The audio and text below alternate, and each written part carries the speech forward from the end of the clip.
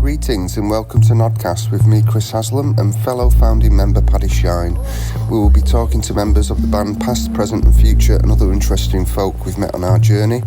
To support this Gnodcast and for access to more Gnodness, please sign up to our Patreon at patreon.com/InNodWeTrust or check out our music on Bandcamp.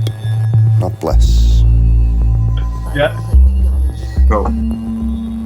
Oli. Hey. Oli, what's your full name? It's Oli Genn-Bash?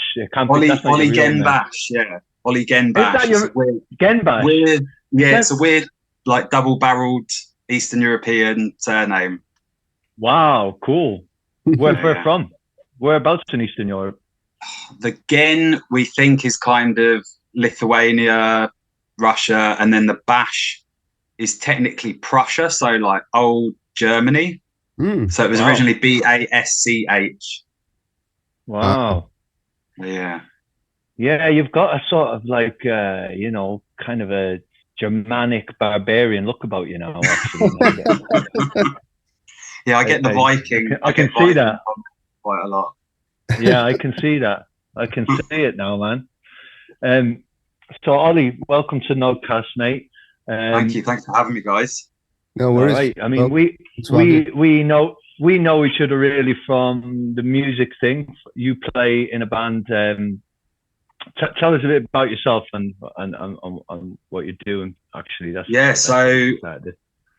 cool. So I'm in a band called Codex Serafini. We are a Saturnian ritualistic psych band. We play kind of breed of heavy psych that takes a lot from 60s, 70s kind of prog, Hawkwind vibes, and then also has a lot of our influences from metal, very riff inspired, bands like Black Sabbath, massive influences. So we try and drive the heavier side of the psychedelic music. And I've got a background within the grassroots psychedelic movement. So I was one of the co-founders of the University of Kent Psychedelic Society in Canterbury, and that's the longest running student psychedelic society. That spawned the first Breaking Convention psychedelic conference in 2011. And so I've just been involved in different capacities with the psychedelic world as a creative person, as an events organizer, as a speaker.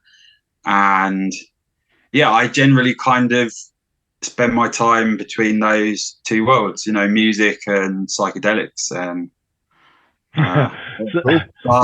plants and herbs and all of that, nature, mushrooms. Yeah, nice. So, I mean, okay, so you're one of the organizers or one of the founding people involved with Breaking Convention. Am I right in thinking that? Yeah. Yeah. So I was part of the committee first time round. And I've been involved with the conference on a number of occasions, helping to organise some music. I organised a psychedelic comedy night a few years ago. And then, more recently, just been there as a speaker. Okay. So, I mean, in what other way are you involved with psychedelics? Are you tell us a bit more about that, man, because I want to get into that. So for me, I guess, my interest in psychedelics personally has been from a spiritual perspective. And what kind of sparked us into starting this society was obviously our personal experience with psychedelic drugs. But then some of the first stuff I read was The Psychedelic Experience by Timothy Leary and Ralph Metzner. And that's based on the Tibetan Book of the Dead.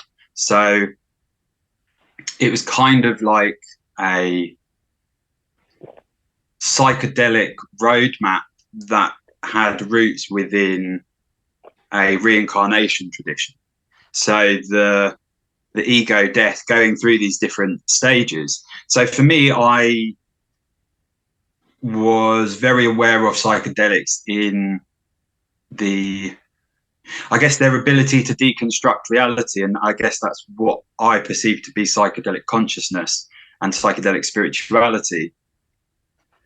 And I think I've